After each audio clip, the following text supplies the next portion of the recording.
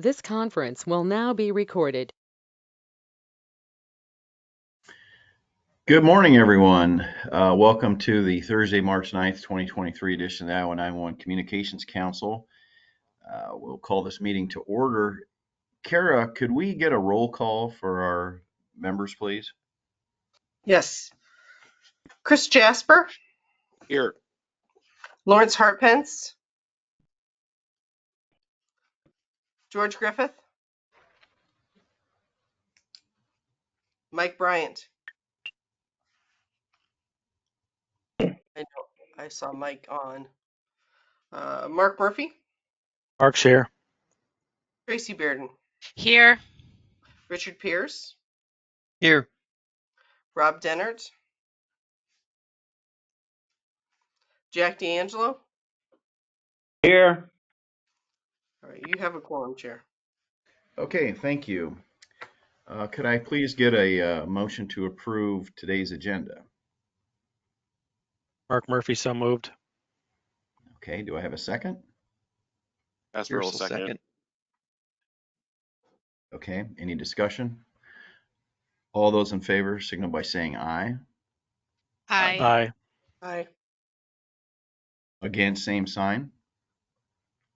And motion carries. And likewise, could I get a motion to approve the February 9th, 2023 minutes? So move, Bearden. Okay, do I have a second? Asper will second. Thank you. Any discussion? All those in favor signal by saying aye. Aye. Aye. Aye. Against, same sign. And motion carries. Blake, do you have a report for us? I do, thank you. I will keep it short, at least my portion of it. So jumping right in, wanted to bring one thing to everyone's attention right off the bat. It wasn't really on our radar. It doesn't have much to do with 911, but I do want to bring it up. Senate File 181, which was passed and signed into law and became effective immediately upon signature, did actually extend the deadline for local 911 service boards to get their budgets certified. So that date is April 30th. That was actually a local PSAP that brought that to our attention. So I wanted to make sure everyone was aware of that. It doesn't prohibit you from doing your budgets on the normal, regular scheduled. That bill had greater tax implications. Again, not really much to do with 911 at all, other than it does, for this year anyway, give you a little bit of grace time on getting those budgets submitted to the Department of Management. We sent out a notification that April 19th will be the next iteration of the PSAP leadership training.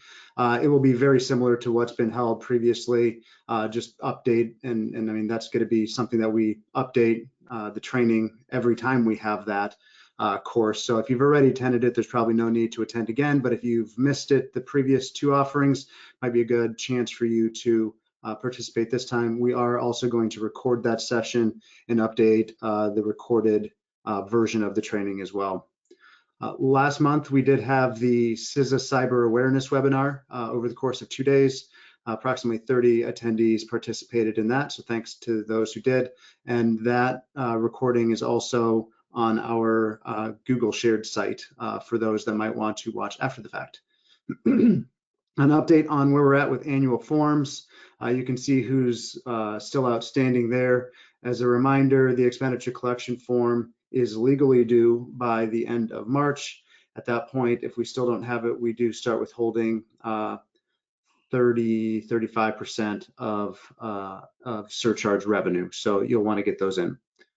An update on where we're at with interstate transfers. I've talked about this a handful of times in the past.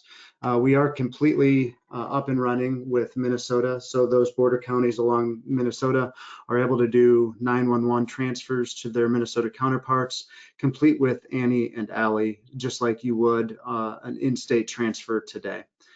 South Dakota and Nebraska, we're expecting about 30 days out for that, and Illinois is about 60 days out. Our readiness to do this also depends on other states' readiness to do this. So you'll notice Wisconsin and Missouri are not listed there. their statewide networks aren't quite where they need to be in order for us to have those conversations. So as soon as they are, we will look at turning those border counties up as well. Any questions on this slide before I move on?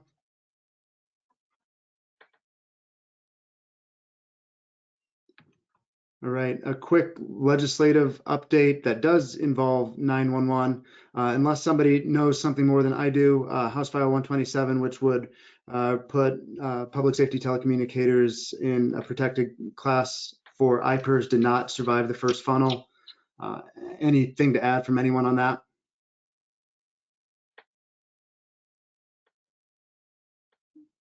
Okay, hearing none.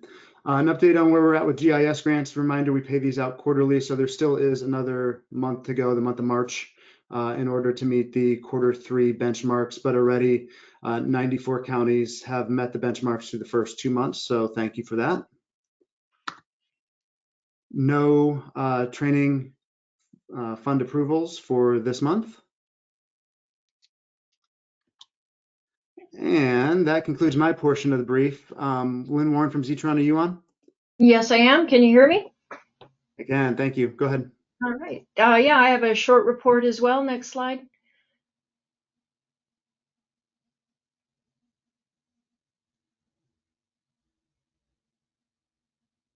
For 2023 so far, we've got Carroll County. They went live on February 22nd. Howard and Jasper had EMD systems that went live in February. Next up is Montgomery County. They go live the end of March, and we are working on actually about 6 more deployments, but 3 coming up in April. Next slide, please. This is what the overall map looks like. And next slide, please. We have our April newsletter coming up. If anybody would like to get onto the distribution list, just send an email to lynn.warren@zetron.com. And that's it for me. Thank you.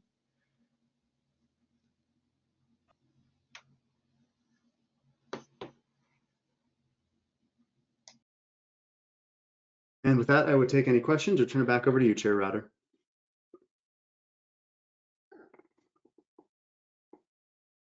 Okay, thanks, folks. I'll just throw something in there about the IPERS and dispatch.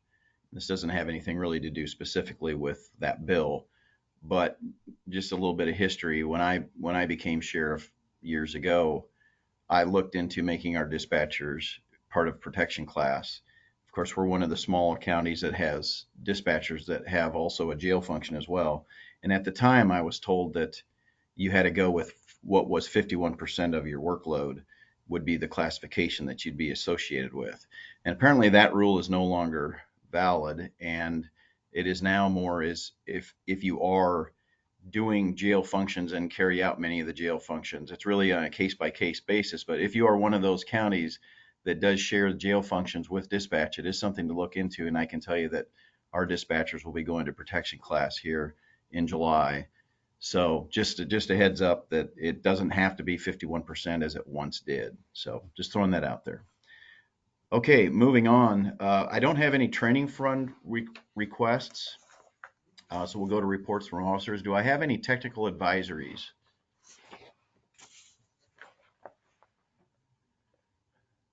Okay, hearing none, then we'll go to the Iowa Statewide Interoperable Communication Systems Board. Haley, are you on? I am. Thank you, Chair. I have a pretty short report. I just want to mention the training that's coming up, the Audio Gateway course. Registration is live. That's going to be held April 18th and 19th at DPS Orem Pape Building.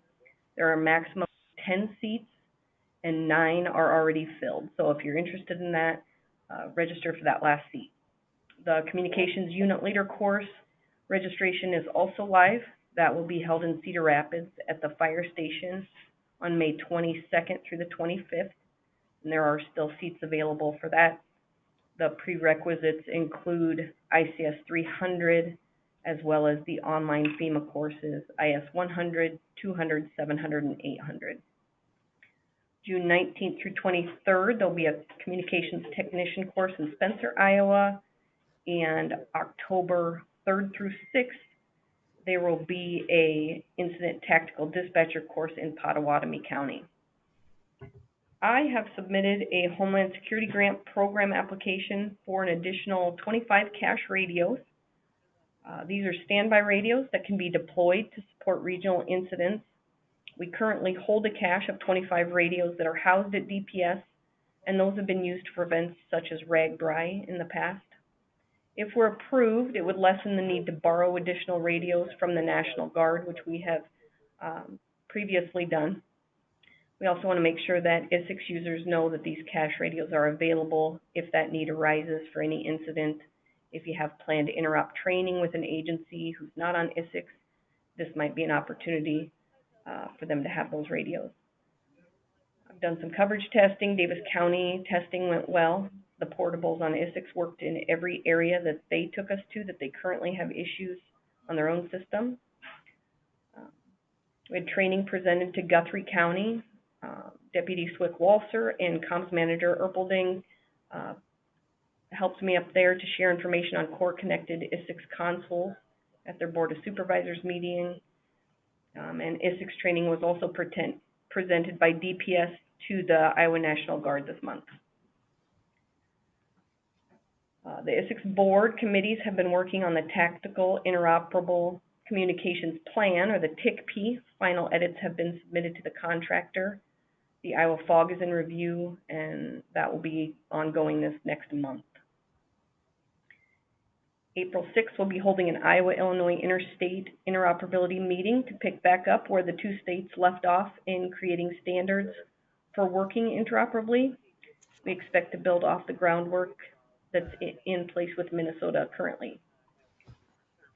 We had to push back some credentialing of some CommU leaders until we can meet in person at the next meeting. And that ends my report, unless there are any questions. Okay, thank you. And moving on, we'll go to U.S. Department of Homeland Security, Cybersecurity, and Infrastructure Security Agency. Chris Myers, are you on the line? Yes, I am, sir. Can you hear me okay? I can. Good morning. Thank you, Mr. Chair. Good morning, 911 Council. Pleasure to be here today. We're going to jump right into the report. We're going to start off today with a new product that has been released from CISA called Link Layer Authentication and Link Layer Encryption. Are you really secure? This is a fairly meaty paper that covers multiple topics with respect to how radios access radio systems and safeguards that agencies can use to protect that access. Historically, modern P25 radio systems that have been incorporated into the communications infrastructure of Iowa agencies have been highly secure, and they continue to be very secure. However, there have been some noted instances of intrusions elsewhere within the borders of the U.S., most notably in Ohio, which is mentioned as a case study in this paper. This paper is designed to kind of address those concerns brought forth by that case study with two products that are available in P25 today and also tomorrow, called Link Layer Authentication and Link Layer Encryption. Link Layer Authentication is available today as a system and radio subscriber add-on feature. And what this does is it prevents unauthorized access to the radio system that may otherwise be accomplished through radio spoofing or cloned radios. Essentially, what this does is it challenges a radio to prove its identity, even if it has a valid ID, and it takes authentication onto the network a step further. This is available as a system add-on, and by no means are we advocating that an agency purchase such add-ons, but we want to make sure that agencies and system owners are aware that this capability exists today. One other component to this paper is something called Link Layer Encryption. This is still in standards development within the P25 group, and what this will do long-term is this will protect something called the control channel that handles all the back-end communications that radios do with the system. So essentially then at that point, if you were to adopt Link Layer Encryption in the future, a lot of the back-end messages sent from the system to the radios and vice versa would be protected from sniffing over the air. So keep an eye on these standards as they are further developed and further finessed. A lot of these features are still relatively new on systems, and those features are being honed over time. So this product is available for download from the CISA website.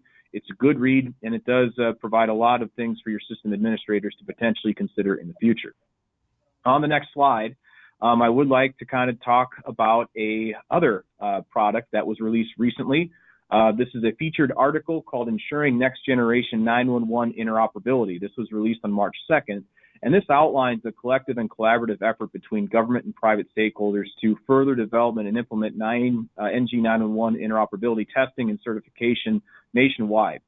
It really focuses on the testing of solutions across multiple platforms at state and local levels to ensure that systems can function well together. And this overall has a goal of enhancing the efficacy of 911 as it transitions nationwide to NG911. Iowa has been on the forefront of NG911 development, much to the credit of the state as a whole, but there are several states that don't quite have as robust of a system as Iowa does, and this paper is really geared towards helping them go into the charted waters that Iowa has already been through and achieve some level of success. So this is available for download from the Department of Homeland Security Science and Technology section. This was also sent out in a daily news blast that went out to stakeholders. So on the next slide, a couple more things to talk about here. We have a new product that was released in early March as well. I believe this was March 2nd. It's called Cybersecurity Services Available for 911 Centers. This is a fact sheet that basically aggregates CISA's collective services that are available for emergency communication centers and PSAPs. It ranges in a wide variety of assessments and tools, from cybersecurity assessments, various types of protective and physical assessments, inventory of program assets, national cyber awareness products, CISA incidents reportings, and also the cybersecurity advisors and emergency communication coordinators that cover the states. Iowa does have a cybersecurity advisor that's available today. His name is Jim Hofflin, and he is located locally within the greater Des Moines Metro. So if you have any questions on the cybersecurity services for 911 centers, feel free to reach out to me. If it's something that the emergency communications section can provide, I'll get that lined up for you. And if it's something that's more appropriate for our cybersecurity advisors to handle, I can direct you to Jim. So this paper is available as well. It was sent out last week, and if you have not received a copy of it, please let me know. We would like to get this out to everybody as soon as we can. On the next slide, I do want to talk about something else that's going on within CISA, and you may have heard about it if you've gone to our website recently. We have a new website. They call it CISA.gov version 2, and that went live on February 24th. It is updated and revamped, and the goal is to make it simpler to navigate. The hope is that resources will be easier to find overall through a single resources and tools page, and it does really get into this concept of a one CISA philosophy, where if you need help from CISA, you have a one-stop shop to go to acquire those services. Now, you may have noticed my report last month was relatively light. One of the reasons for that is that we had to put a pause on releasing products so that we could get the new website stood up before we started uploading new things to it. So now that this website is live and up, you will see more of the more standard cadence of products being released from us collectively. So check out the new CISA.gov website, and please send us your feedback on if you like the improvements or if you'd like to see things maybe a little bit more finessed. On the next slide, I do want to talk about the SAFECOM nationwide survey. This is coming. It is in the final stages of review. Recently, they realized that they needed to finesse a few sections related to tribal nations, and that work is ongoing. That has pushed the release of this back a little bit, but everybody that is eligible to take the survey should be getting an email relatively soon from sns@cisa.dhs.gov. Having taken the survey myself as a pseudo local or state employee, the survey will take anywhere from about 30 minutes to an hour to complete, depending on your structure and how your center and the agencies operate. But there is a lot of good information that can be gleaned from this survey, and keep in mind this will direct national initiatives going forward, whether it's work products, grant monies, or anything else that may come out to state and local agencies. So keep in mind the CISA SAFECOM nationwide survey is coming. It's delayed slightly with some last-minute updates, and you should be seeing it in your inbox relatively soon. Next slide. We do have a couple of other things to talk about today, and then I'll wrap up. I do want to talk about a release of a new product that outlines CISA's strategic goals. CISA has been very open with what their strategic plan looks like, and this was released a couple of weeks ago. This strategic plan outlines several key initiatives for years 2023 through 2025, which include cyber defense, risk reduction and overall resilience, operational collaboration, and agency unification. The agency unification part outlines how CISA plans to operate as one collective and cohesive unit to better serve our stakeholders. So keep in mind these strategic goals are available. If you want to see what's coming down the road, they are outlined in the strategic goals document. Next slide. We do have a couple of other things that are going on around the region. Most notably, the NFL draft is coming up in Kansas City. We've been delivering several communications courses to them to help them prepare for that and the World Cup. Most notably, they have a communications technician course that's coming up on April 24th through the 28th at Lee's Summit. This is open for regional attendance. We also have 3 state-sponsored courses coming up at Fort Leonard Wood in Missouri that are also available for regional attendance. And we have an array of courses coming up in southeastern Missouri and St. Francis County at the EOC in May through July, which include CompT, INTD, and ComL. One thing I do want to point out is that Kansas is going to host an Information Technology Service Leader course, and that has not typically been offered in Region 7, but that will be available later on this summer. One of the last slides for today, leadership is in town. The Region 7 Deputy Director Ethan Cole is with me today. We're going to be taking him on a tour of communications sites and facilities, and he is in attendance for the 911 Council meeting as well. We were hoping to have him meet everybody in person, but we may have to reschedule that given the weather. In April, the sector chief for the Central Sector, Chris Sessett, is expected to be attending both the 911 Council and NDS6 board meetings, and perhaps meeting with some interoperability stakeholders across the state.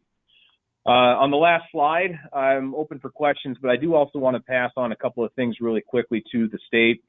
Recently, there was a downed tower in Furnace, Nebraska that handled some local public safety communications systems, such as a law enforcement repeater and paging equipment.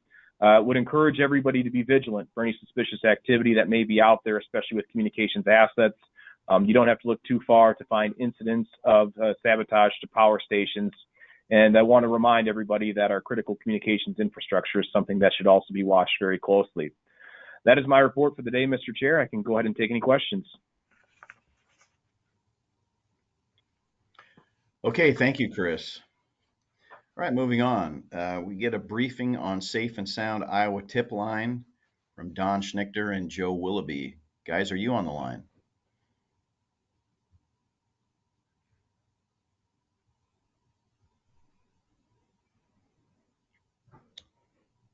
Blake, can you see, or are they signed Yeah, in? I'm looking through. I thought I saw Joe earlier.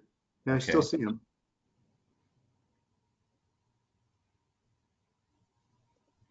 Perhaps are they muted by chance? Having I'm gonna audio. try- Just I'm came gonna in. try to give him a call.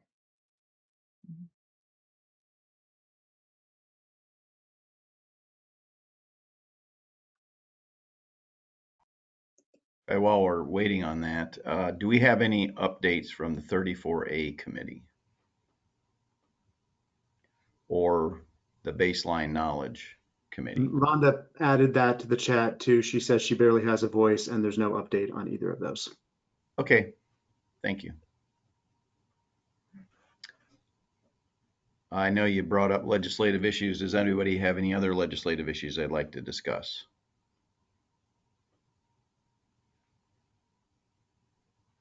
Okay, any information sharing by council members? Mr. Chair, if I may. Yes. I just wanted to share that NENA and APCO are hosting a lobby day on March 22nd from 2 to 4 p.m. at the Capitol. This is a chance for 911 professionals to come out and meet their legislators, as well as discuss any issues with them. Hopefully we can get a jump start on bringing the IPERS bill back next year. So I would encourage anybody that's interested to attend. Again, it's the 22nd from 2 to 4, and we will have tables and cookies and so forth for the legislators set up in the rotunda of the Capitol. Okay, thank you, Chris. Okay, any progress with Safe and Sound Iowa tip line report?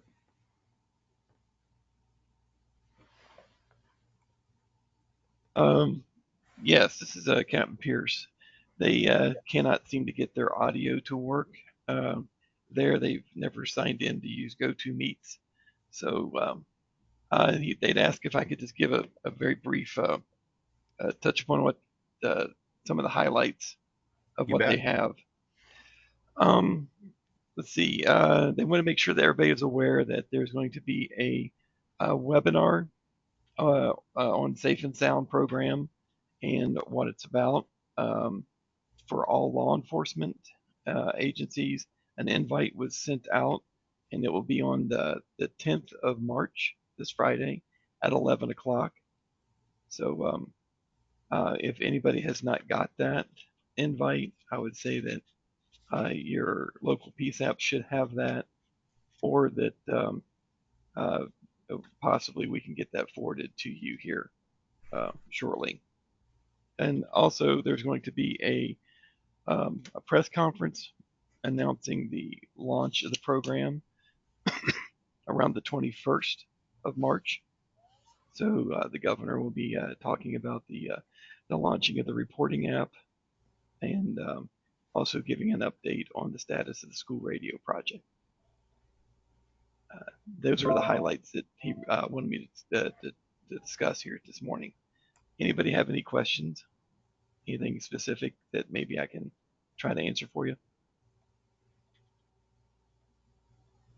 Okay. Well, thank you. Okay, thank you, Captain Pierce. All right, moving on, we have some old business. Discuss training fund policies to address fund requests for non-communications attendees and make adjustments if necessary. And I believe Tracy Bearden, you had prepared some information for us. Would you like to speak on that? Yeah, I don't know if anybody else had any additional comments or not. I just put some suggestive language. I know that there was emergency management who tried to apply for the training. One of the concerns of the council was that they don't want dispatch to be left behind, and since this is a dispatch related fund, I do think that there is times where dispatchers work with different entities, and that training is important. But so I prepared some language just how that could work if there was a training that was requested by another entity, how it could be prioritized, if the council wanted to entertain that. If not, I think we could leave the policy as is. I also think that there needs to be some kind of guidance in terms of when there is more training requested than funds available, just to give, I know we want to keep it open so that the council can make the best decision possible, but also, I mean, if there's any pushback of the decision, I think it's important just to have some guidance, some left and right boundaries for the council, such as if there's more attendees for one training over the other and the exact same amount, and that's the only amount of money that's available, maybe that would be a factor to prioritize. That was just one example I thought of.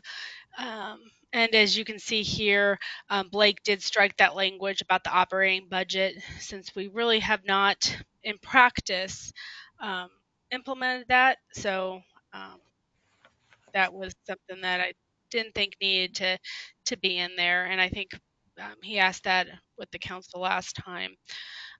But I didn't know. I just wanted to put some language forth to kind of handle any future requests from a non-dispatch center, if that might happen. But again, it's just suggestions.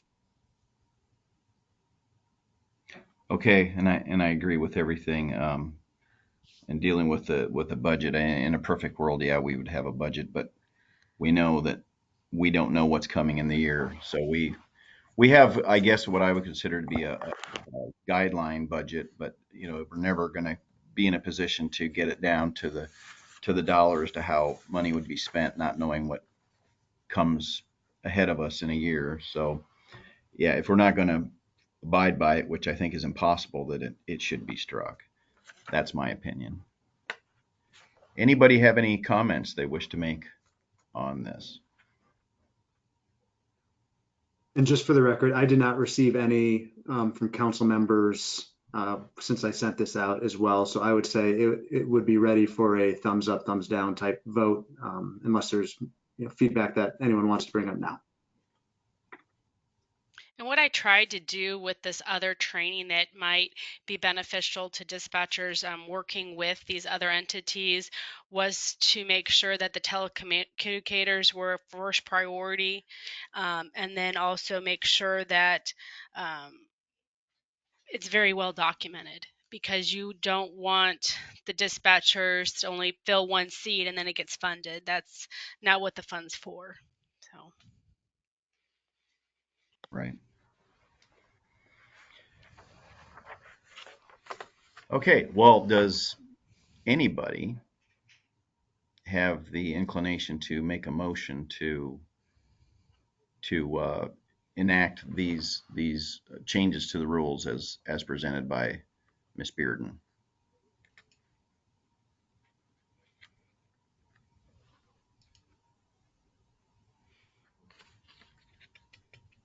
And if no one wants to make such a recommendation, is there other recommendations you'd like to make? I know we've asked, but is there something else that needs our attention?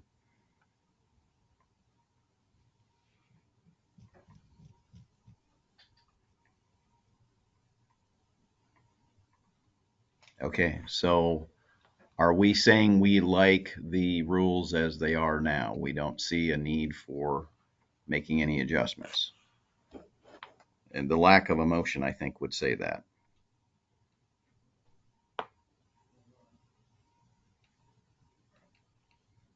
Okay. I do think the operating budget should be struck, because we either have to do it or not. But if the council is not following the policy, I think it's not good practice to have it in the policy. Right. That's the only thing I felt very, very strongly on.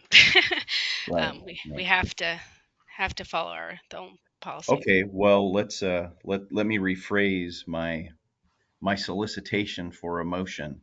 Would anybody like to make a motion for any part of this recommendation?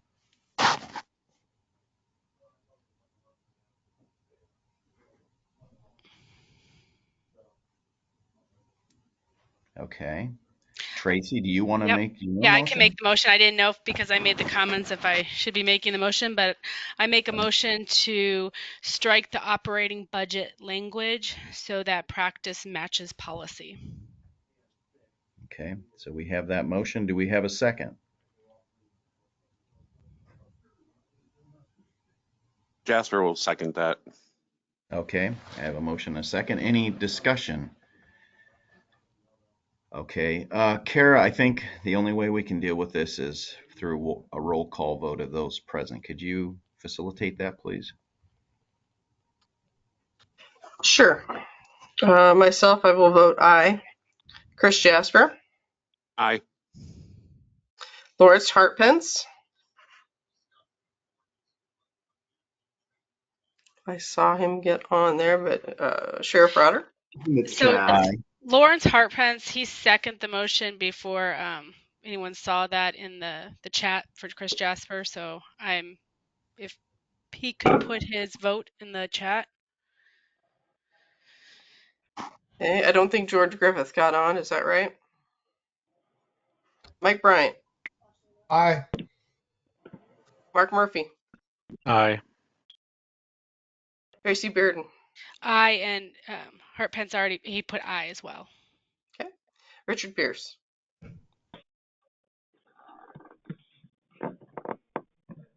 Aye. Aye. Okay. Jack D'Angelo. Aye. Aye. Okay. Rob Denner, you didn't get on this meeting, did you? Okay. That's it, Chair. You have all ayes. Okay, thank you. Motion carries. All right, I don't have any other old business. Is there anything else there, Tracy, that you wanted to add to any of this? No, not at all. I just I was just trying to provide some language to kind of deal with the issue, but I think everything else is good. Okay. Yeah. So I All will right. get that cleaned up to remove the budgetary part at the end, remove the rest of the suggested changes, update the update the most recent update date, and then send that out and repost it to our website and everywhere else that we may have that. Okay, thank you, Blake. All right, I do not have any travel requests. Do we have any business from the floor? Any one of our virtual participants, anything you'd like to bring up? This is Captain Pierce. I'd like to bring up on behalf of Special Agent Schnichter that the webinar will be recorded and made available on the website at a later date if people cannot actually attend the 11 o'clock presentation on the 10th of March regarding the GSSB application. Okay, thank you. Anything else? Any 911 issues from the PSAPs? Okay, hearing nothing, I would request a motion to adjourn. So moved, Jasper. Second, Murphy.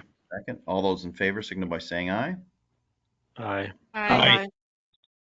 Okay, we are adjourned. Thank you, everyone. Be safe today.